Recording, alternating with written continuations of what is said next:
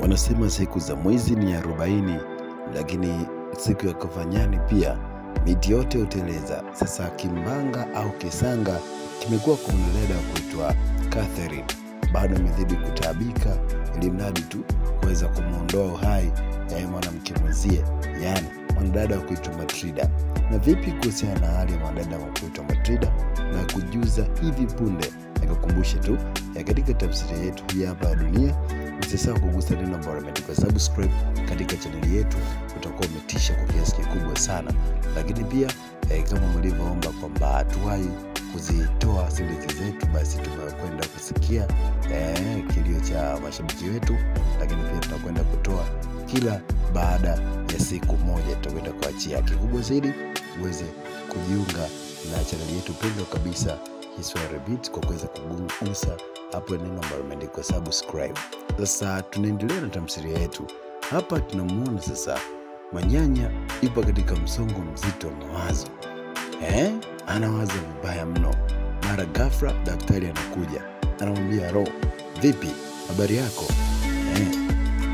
Sasa kumbe Manyanya yote mambo ambayo alikuwa anayaona katika kipande kilichopita kusema kwamba Matrida amefariki haikuwa ni kweli, ilikuwa ni njozi tu. Yani alikuwa anaota ndoto. Kwa hiyo sio kweli kwamba Matrida ameweza kuaga dunia, ingawa Matrida hali yake ni mbaya sana. Sasa daktari anamwambia kwamba mjoko anaendelea vizuri, lakini tupo kumwangalia au kuangalizi mkubwa sana, kwa sababu tunaona kabisa sumu ambayo alipewa basi inaweza ikasababisha mtoto kuweza kuwa hatarini. Kwa hiyo atakaa hospitalini hapa ataweza kutoka, hataweza kutoka kabisa. Kwa hiyo tutaendelea kumwangalia hapa. Lakini kipande kilichopita inaonyesha kwamba Matrida Manyanya anapokea taarifa kutoka kwa daktari kusema kwamba Matrida ameweza kufariki dunia pamoja na mtoto, lakini kumbe sio kweli, alikuwa anaota ndoto tu. Sasa tunamuona mwanadada kuitwa Catherine yupo katika nyumba ya Manyanya, yani nyumba ya mpenzi ya mke wa Manyanya, Violet, pamoja na Manyanya mwenyewe. Sasa Manyanya hayupo. Catherine ameenda kupeleka umbea kuhusiana na hali ya mwanadada kuitwa Matrida.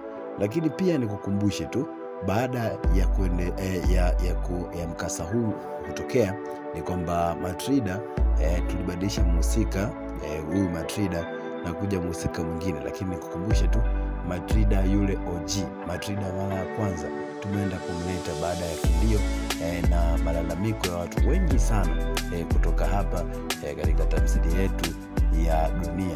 Wanasema tunamtaka Matrida yule wa mara ya kwanza, sio huyu. Basi tumekwenda kuwaletea Matrida yule mara ya kwanza, sio huyu tena. Kwa hiyo huyu mhusika atatafutiwa mhusika mwingine huko mbeleni. Sasa tunaona sasa mwanadada kuitwa Matrida hali yake ndio hivyo, ipo katika uangalizi wa madaktari. Lakini mwanadada kuitwa Catherine, huyu mchakubembe mwenyewe, dada mwenye roho mbaya, yupo kwa mwanadada kuitwa Violet, anaenda kumpa ubuyu, yani anaenda kumpa umbea kusema kwamba hali ya mwanadada kuitwa Catherine sio nzuri, na pia huenda akapoteza mtoto. Sasa mwanadada kuitwa Violet anashangaa, imekuwaje? Kwa nini umefanya hivi? Na kuuliza kwa nini umefanya hivi, ikabidi mwanadada alivyoona ni kimbembe akatae kusema kwamba sio mimi, pengine na maadui wengi, lakini sisi ambao tunajua kabisa hii mission ilisukwa au ilipangwa na mwanadada kuitwa Catherine. Ingawa Catherine amekataa kusema kwamba yeye hakuhusika, kumbe yeye ndio mhusika mkubwa. Lakini wanakwambia siku za mwezi ni 40. Alikuwa anafanya mambo yote, anategemea kwamba watu wamuone, lakini kumbe siku zake zipo karibuni. Yani dawa yake ilikuwa jikoni inachemka tu. Sasa mwanadada kuitwa Violet akakaa nalo moyoni baada ya kumpata kutoka kwa mwanadada kuitwa Catherine.